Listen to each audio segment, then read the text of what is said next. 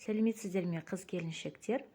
Бүгін қыз күз айларында үнемі дастарханымыздан табылатын квашеный капустаның рецептісімен бөліскім келеді. Оның түрлері өте көп. Бүгін солардың бірін әзірлейміз.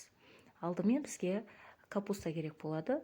Капуста менде бір 3,5 килограмның шамасында.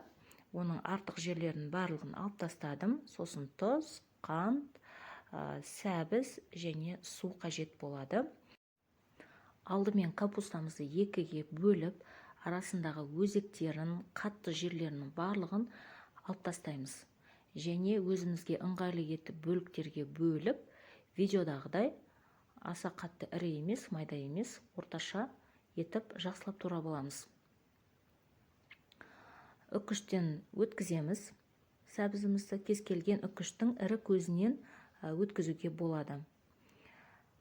Капустамызға үкіштен өткізілген сәбізді салып, жақсылап араластырып аламыз. Ешқандай да тұз да салмаймыз, қант та салмаймыз. Жай ғана сәбізбен капустаны осылай жақсылап араластырып аламыз. Капустаны көп мыжудың қажеті жоқ. Және оны жуылған таза банкілерге салып, осылай жақсылап нығыздап аламыз.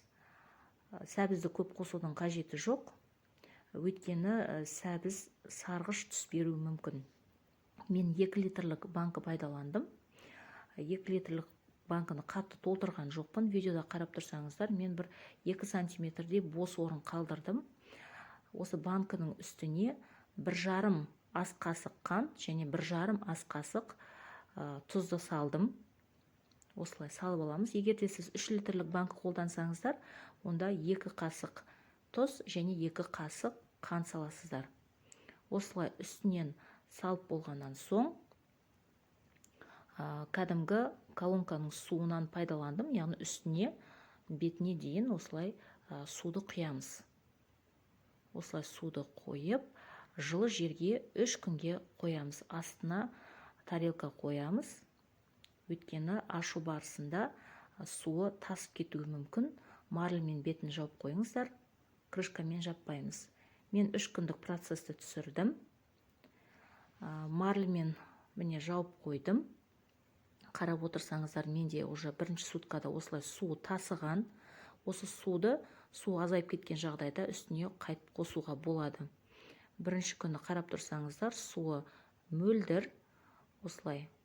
Бірақ уже ашыған.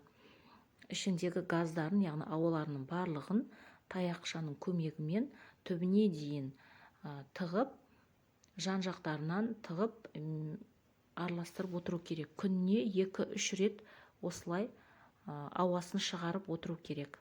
Мына жерде менде уже 2-ші күн. Қарап тұрсаңыздар, ауасының барлығы шығып жатыр.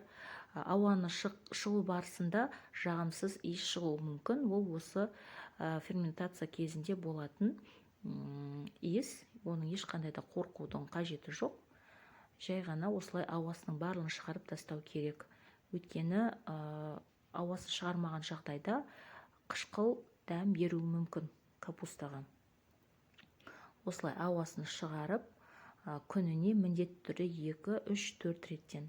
Мына жерде менде уже 3-ші сутка.